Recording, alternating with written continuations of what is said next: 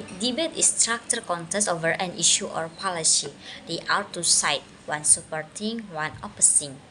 Purpose of debate: 1. Train yourself to be critical of all the material being debated. 2. Improve the ability to respond or deal with a problem. 3. Exercise courage and mentality in expressing opinions in public or in front of many people. Types of debate: 1. Debate Asian parliamentary. 2. Debate British parliamentary. 3. Debate American parliamentary. 4. Debate Australian parliamentary. Now I will discuss the British parliamentary debate. What is the British parliamentary debate?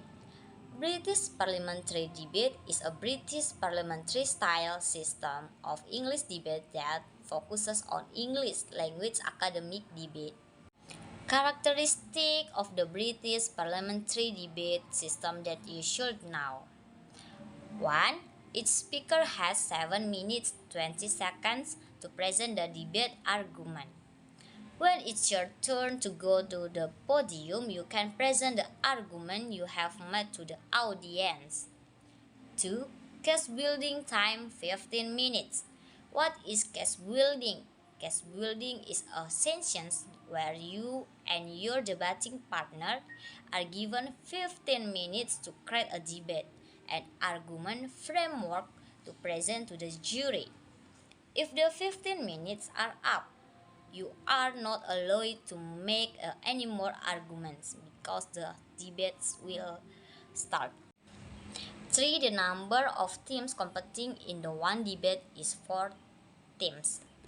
Different from other debate formats in the British parliamentary debate format, there are 4 teams that will compete in one round of debate, 2 pro teams and 2 contra teams.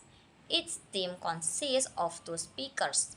For more details, it will be discussed in the debate team discussion of points in the next description. 4. That is of each team. The pro or government teams is tasked with a supporting or agreeing with the motion being debated. On the other hand, the opposing team atau opposition is tasked with opposing or disagreeing with a debate topic's motion. 5. The 4 teams compete with each other for points. According to the review in the previous point, there are 4 teams in one debate round. There are 2 teams that will be 2 pro team and vice versa. The other 2 teams will be the contra team. Even if you are on same pro or contra team, you compete with each other for points. 6. Debaters can use POI, point of information, or interruption to request interruption. As with debates, in general, the dynamics of the debate will not be formed without interruption from the opposing team. In debate composition, the British system also accommodates this element with the term POI. You can submit an interruption to the speaker who is presenting an argument to the podium.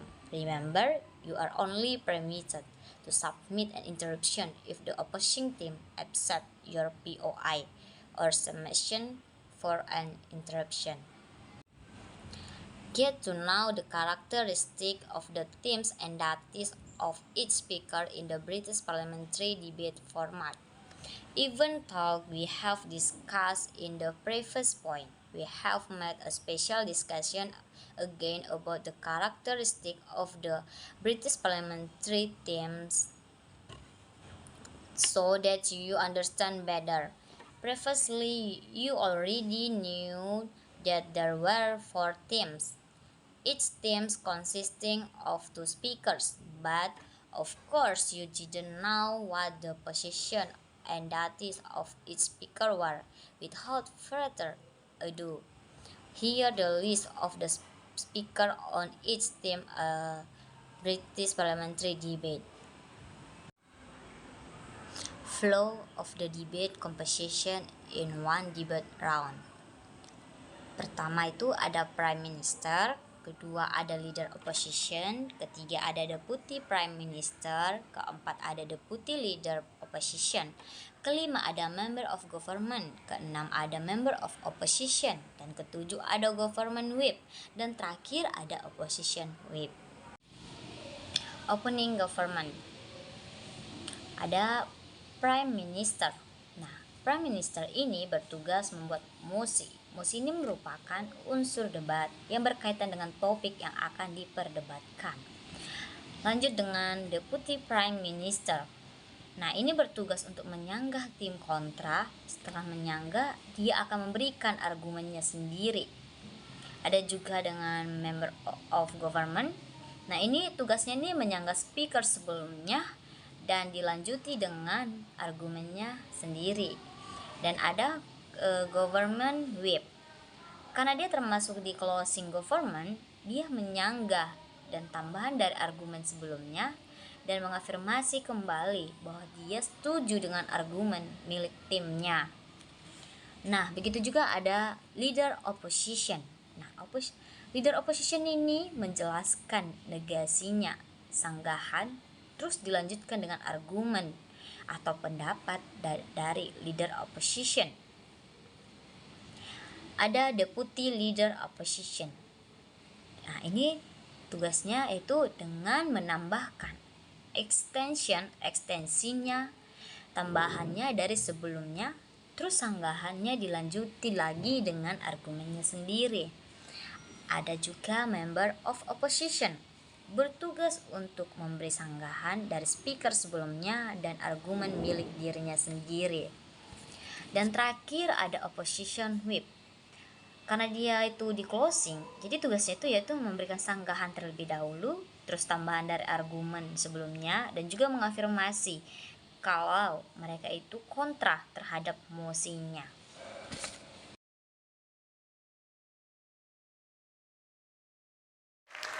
In opening government, we have Bina Nusantara, Stella as Prime Minister, William as Deputy Prime Minister. In opening opposition, we have Universitas Brawijaya, Lady acting as the Leader of Opposition, Afdal as Deputy Leader of Opposition. In closing government, we have Universitas Indonesia. Member of government is Gabriel, and government whip is Revaldi. In closing opposition, we have Universitas Gadjah Mada. Acting as member of opposition is Arianda. And as opposition whip is Aldila. Judging this round will be me, Anggi, as your chair, and then I'm accompanied by Edward from Undip, Karyo from Matma, Lutfi from ITB, Omar from Unpad, Kevin from Unhas, and Satrio from Undip. So, without further ado, under the motions of this House believes that separatist movements in Eastern Indonesia, for example, Republik Maluku Selatan, Organisasi Papua Merdeka, Gerakan Sulawesi Merdeka, should unite, take arms, and conduct a violent revolution to secede from the Republic of Indonesia. So, to open the case of government, I'd like to welcome Prime Minister Stella.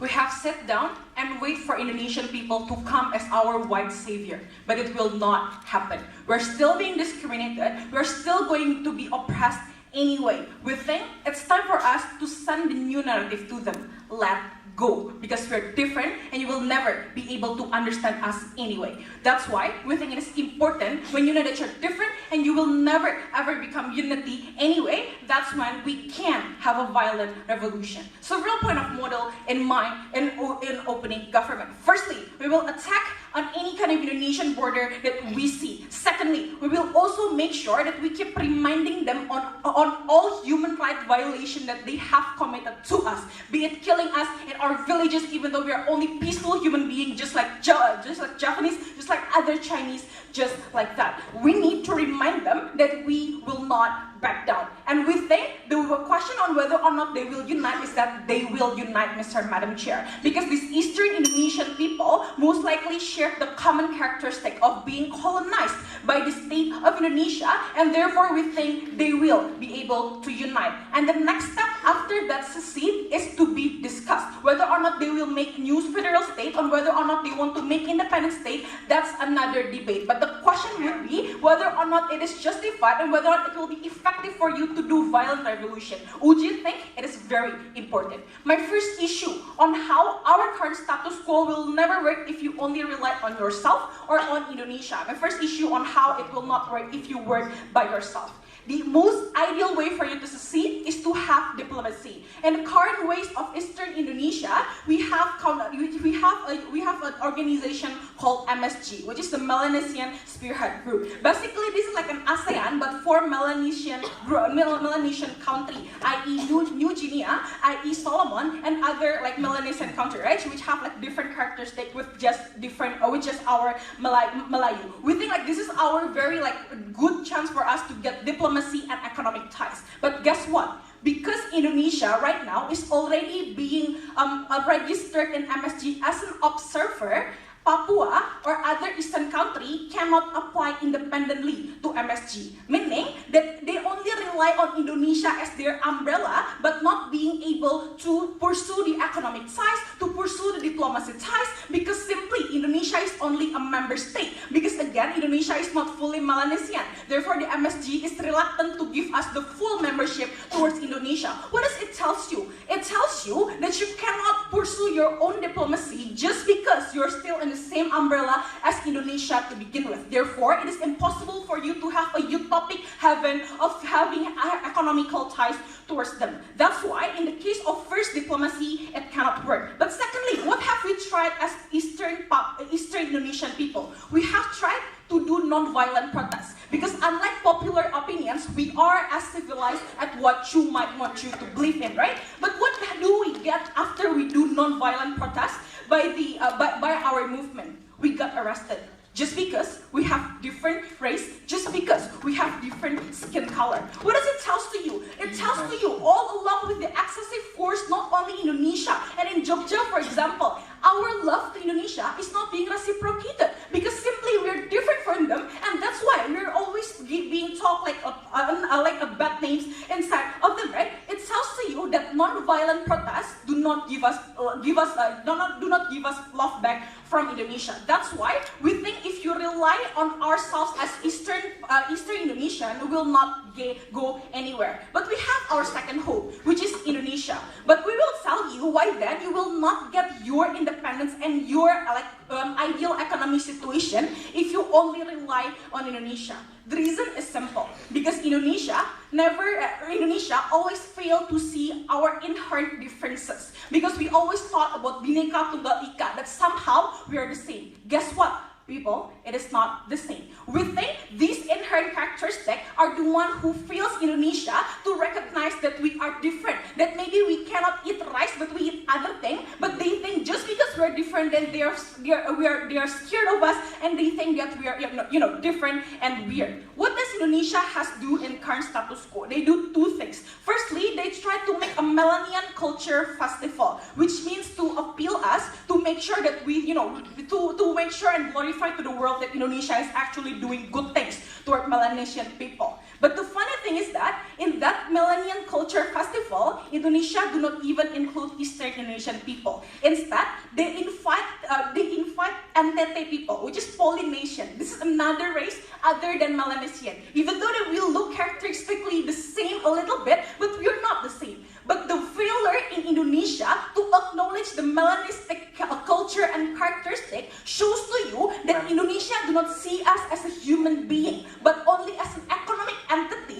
you can use when you please, but you do not fail to understand what is us at the end of the day. Therefore, we think these inherent characteristics that they fail to see is something that makes us even depressed inside of the status quo, because they always see that we are the same and we should be the same. We are not before that.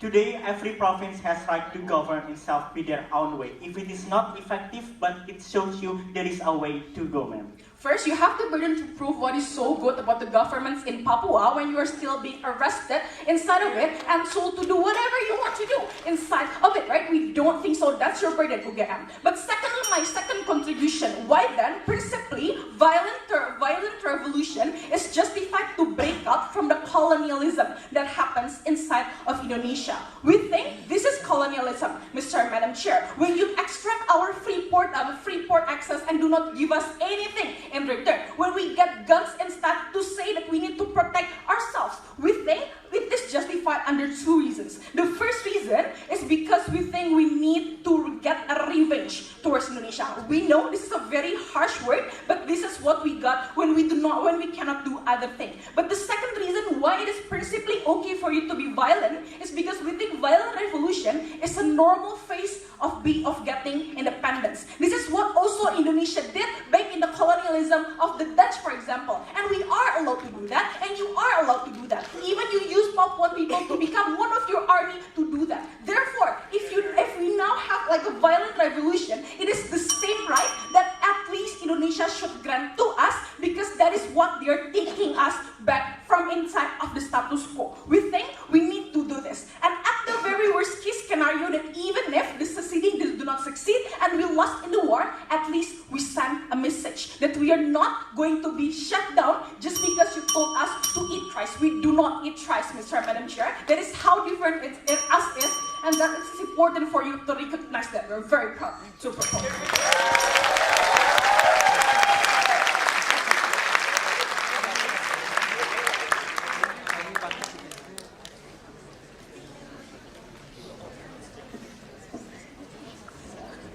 Thank you, Stella, as Prime Minister. Now to open the case of opposition, I'd like to welcome Lady as the leader of opposition. Thank you.